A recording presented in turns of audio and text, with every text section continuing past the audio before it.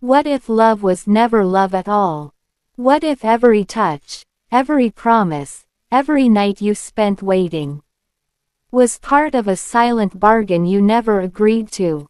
She looks into the camera, eyes steady, voice trembling but sure. For years, I thought obedience was love. I thought if I gave enough, smiled enough, forgave enough, he would see me. But I was wrong. Love should never feel like debt. And tonight, I'm going to tell you how I learned that truth the hard way. My name is Kody Brown. And this is the story of how I escaped the barter system. A woman's journey through control, silence, and freedom. The sound of the desert wind was the first voice Kody remembered. It moved through the red rocks of Utah like a whisper from God, steady, ancient, and unyielding. In that wind, she heard lessons about patience and sacrifice.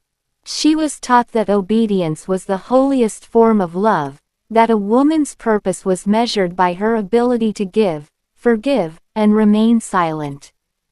Kody believed that deeply. She carried it in her chest like a prayer.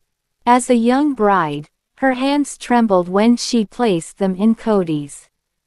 His smile, bright and wild, seemed to promise a life of shared purpose. "We're building something eternal," he told her once, standing under a half-moon sky.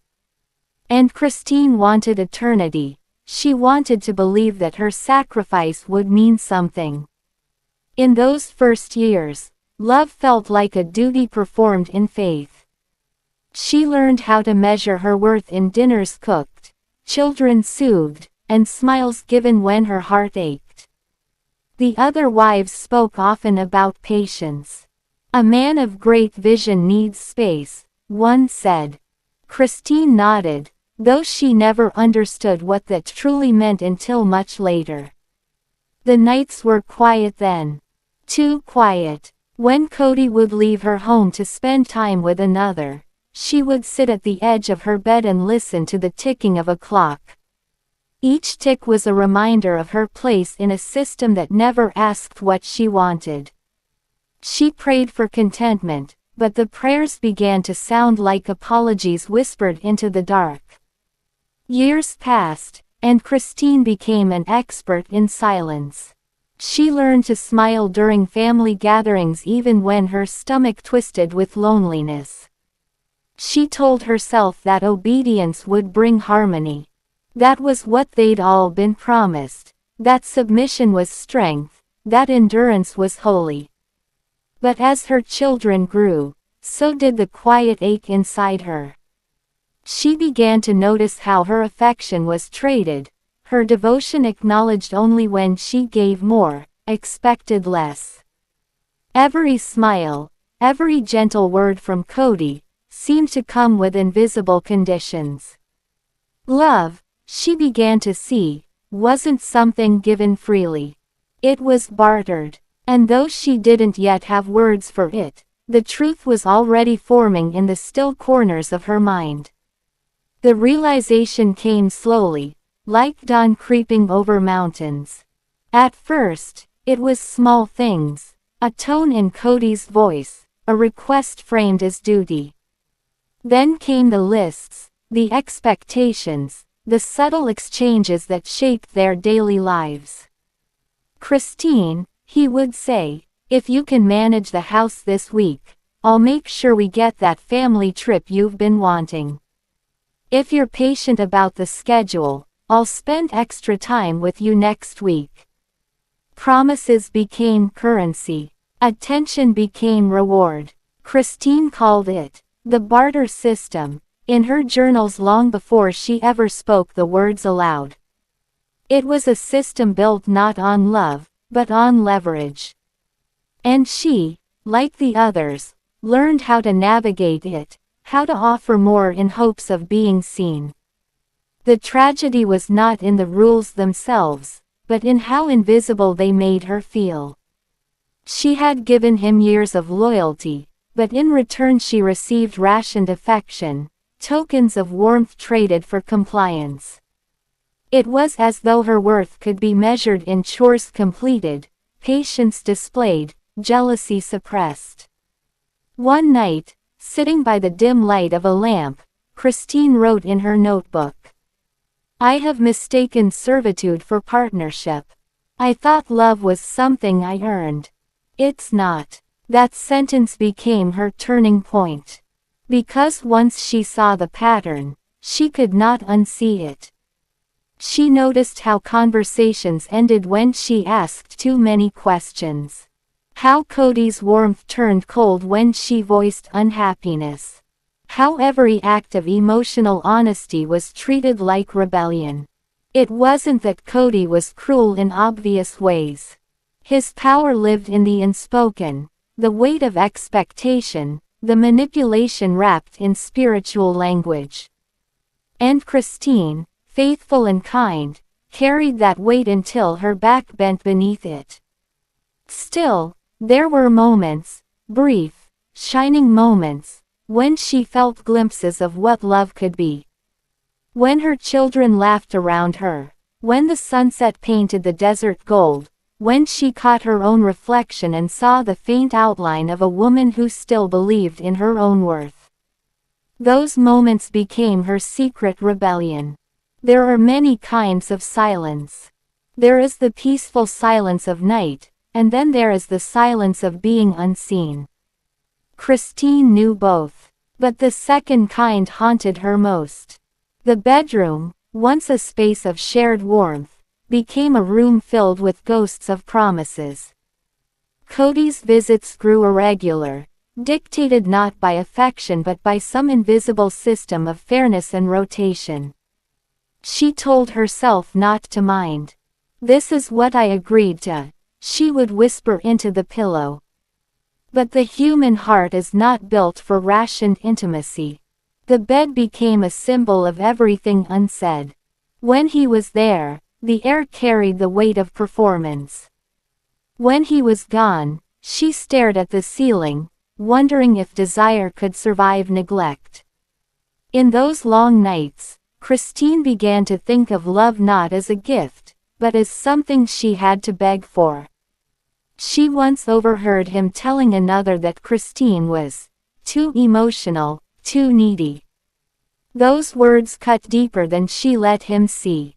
They were the currency of control, labels meant to silence, to make her question her own heart. But silence breeds clarity. The more she sat in that quiet room, the more she began to reclaim her thoughts. She started writing again, not in confession but in defiance. Her pen became a blade that carved truth into the page.